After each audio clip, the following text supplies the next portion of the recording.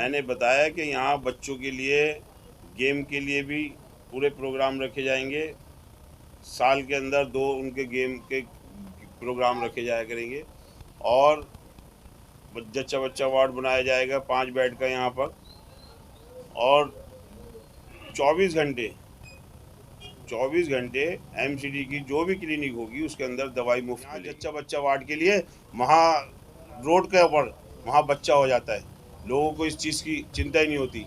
तो ये एमसीडी की भ्रष्टाचार जो सरकार बनी थी बीजेपी या आम आदमी पार्टी की जो सरकार है, तो दोनों एक सिक्के के दोनों। इलाके के अंदर जो मसाइल हैं वो सबसे ज़्यादा सफाई के हैं। स्कूल यहाँ पर ठीक नहीं है, जिसका दावा अरविंद केजरीवाल जी करते हैं, लेकिन कभी आन के ओल्ड दिल्ली में उन्होंने नहीं देखा कि स्कूलों की क्या हालत है एमसीडी के। और जबकि उनके दिल्ली के अंदर एक अक़लियत के नाम से यहाँ के मंत्री भी हैं, लेकिन उन्होंने भी कभी नहीं देखा। सिर्फ वोट मांगने के लिए एक मुसलमान को वोट की हैसियत से देखा। के अंदर अरविंद केजरीवाल ने एक धमाके खबर सुनाई कि हम दिल्ली के अंदर एमसीडी चुनाव जीतेंगे और हम अपनी दिल्ली में एमसीडी सरकार बनाएंगे। वहाँ क्या हुआ कल ही आपको पता लगेगा कि एक पूजा मान सिंह ने एससी का सर्टिफिकेट डुप्लीकेट बनवाया, आपको पता भी लगा होगा।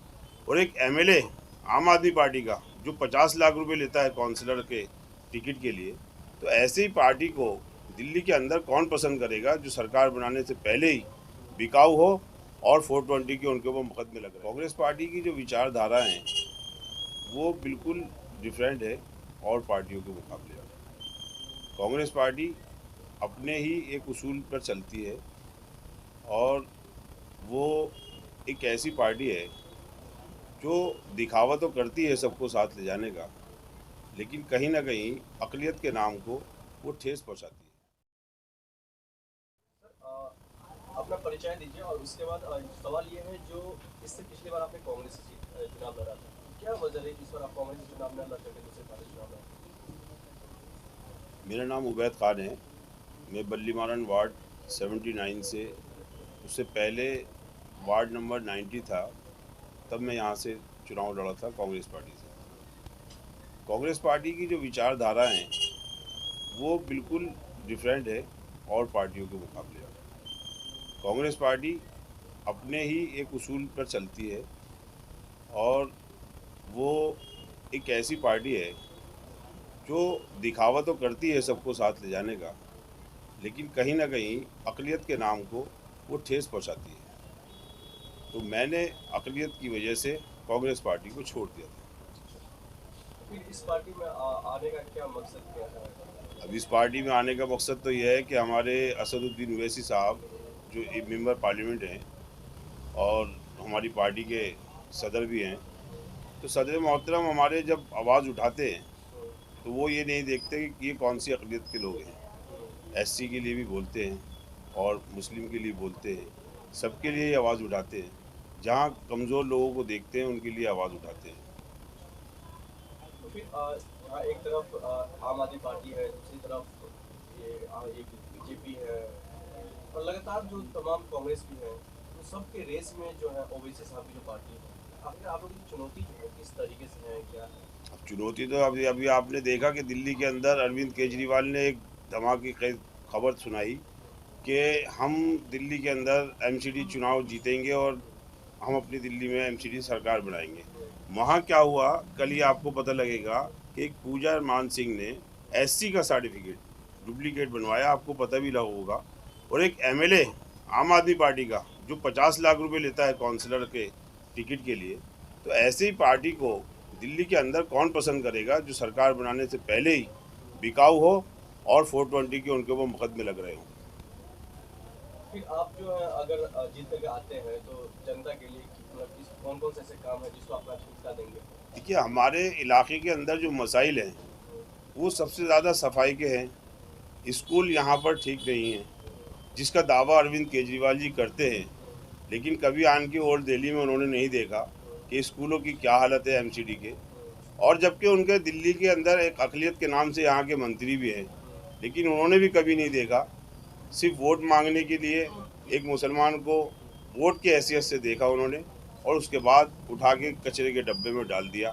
फिर उन्होंने पूछा नहीं कि क्या करना चाहिए, उनके जाके मिजाज को पूछना चाहिए। वहाँ हॉस्पिटल है, कोई और सुविधा ऐसी है जो वहाँ के लोगों को मिलनी चाहिए। जिन लोगों ने मोहब्बत से इतने वोट दिए हैं कि 58 हज़ार वोटों से दिल्ली के अंदर एमएलए जीते हैं।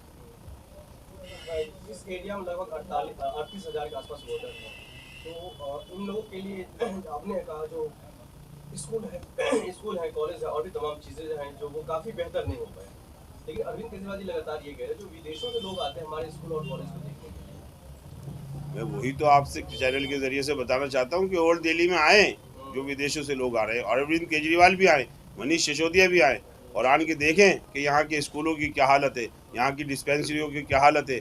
वहाँ पर लोग लाइनों में लगे हुए हैं और जब लाइन ख़त्म होती है तो वहाँ दवाई ख़त्म हो जाती है। तो वहाँ पर आन के देखें, यहाँ जच्चा बच्चा वार्ड के लिए वहाँ रोड के ऊपर वहाँ बच्चा हो जाता है। लोगों को इस चीज़ की चिंता ही नहीं होती। तो ये एमसीडी की भ्रष्टाचार जो सरकार बनी थी बीजेपी या आम आदमी पार्टी की जो सरकार है, तो दोनों एक सिक्के के दोनों एक पहलू हैं। नहीं लगा साहब, अपने मैनिफेस्टो में आपने मैटरनिटी होम की बात कही है, जबकि आम आदमी पार्टी ने पहले ही मोहल्ला क्लिनिक खोले हुए हैं। मैं कह रहा हूँ कि आप पुरानी दिल्ली के पूरे हलके में दिखाएं, यहाँ से लेके तुर्कमान गेट और तुर्कमान गेट से लेके कसाबपुरा और बल्ली मारान, बारादरी, किसी भी एरिया के अंदर आप मुझे एक क्लिनिक दिखाएं, मोहल्ला क्लिनिक। ये सिर्फ झूठे वादे हैं। जैसे कि मनीष सिसोदिया जी और अरविंद केजरीवाल जी कभी तो लेडीज़ का टिकट फ्री कर देते हैं बस का, और कभी बिजली फ्री कर देते हैं, कभी पानी फ्री कर देते हैं। बस यही एक झूठ लेकर के आज वो गुजरात पहुंच गए, और गुजरात जाने के बाद अब वो वहाँ क्या क्या एक अपने नए कारनामे दिखाएंगे वो आपको अंदाज़ा हो जाएगा। दूसरा आपने मैरिज हॉल की बात कही है कि मैरिज हॉल फ्री करेंगे मैरिज हॉल का, जबकि आम आदमी पार्टी सरकार का दावा है कि पहले ही मुनासिब चार्ज है। आप देखें जो मैरिज हॉल है, अभी इस साल के अंदर कितने गरीब लोग, जबकि लॉकडाउन के बाद में अब शादियां होनी शुरू हुई थी, गरीब लोगों के यहाँ किस खरीदे परेशान लोग हैं, अभी भी वहाँ काम चल रहे हैं। 2-2 3-3 साल काम चलते हुए गए, कोई मैरिज हॉल जो है अभी तक कंप्लीट नहीं हुआ पुरानी दिल्ली के अंदर। और कोई ऐसे मुनासिब रेट नहीं है, सबके अच्छे रेट हैं, किसी के 13,000 हैं तो किसी के 18,000 हैं। हर तरीके से गरीब आदमी कहाँ कहाँ जूझेगा। उसके बाद वो वहाँ पर टेंट का काम अलग कराता है, तो वही तकरीबन टोटल सब मिला करके 50,000 रुपये समथिंग हो जाता है।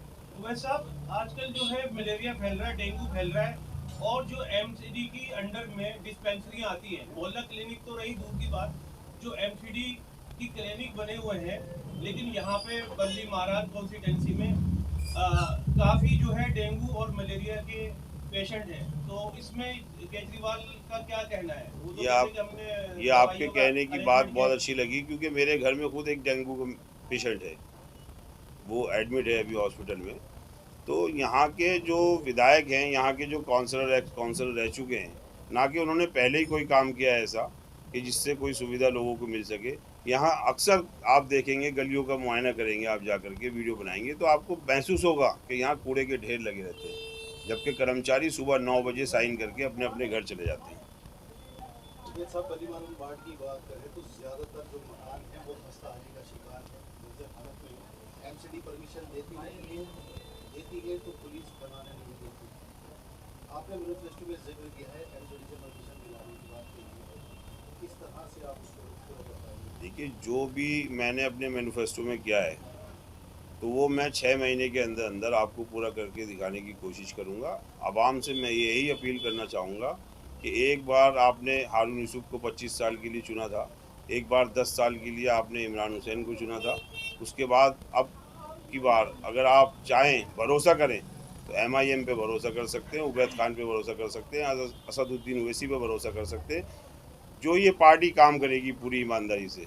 तो ये जो झूठे दावे अरविंद केजरीवाल जी कहते थे कि मैं साइकिल से जाऊंगा विधानसभा, और वो वैगन आर छोड़ के फिर इनोवा में चले गए, तो आप लोगों को सब पता है कि कौन कितना झूठ बोल रहा है, कितना सच बोल रहा है।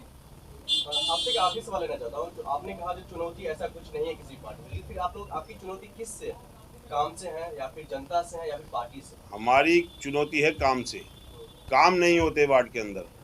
यहाँ से इलेक्शन जीतने के बाद यहाँ का काउंसलर कुरेजी में जाकर रहता है, और जो यहाँ का रहने वाला है उसको कहते हैं कि ये बाहर से आए हुए।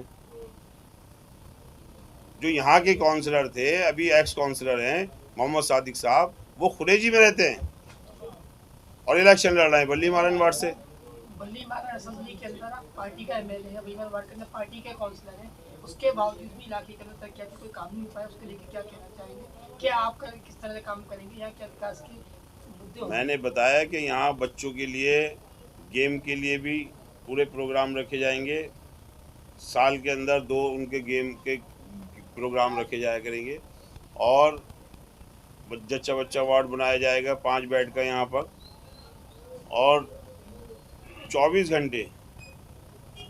घंटे एमसीडी की जो भी क्लिनिक होगी उसके अंदर दवाई मुफ्त मिलेगी और गरीब बच्चियों के लिए शादी हॉल मुफ्त कराए जाएंगे।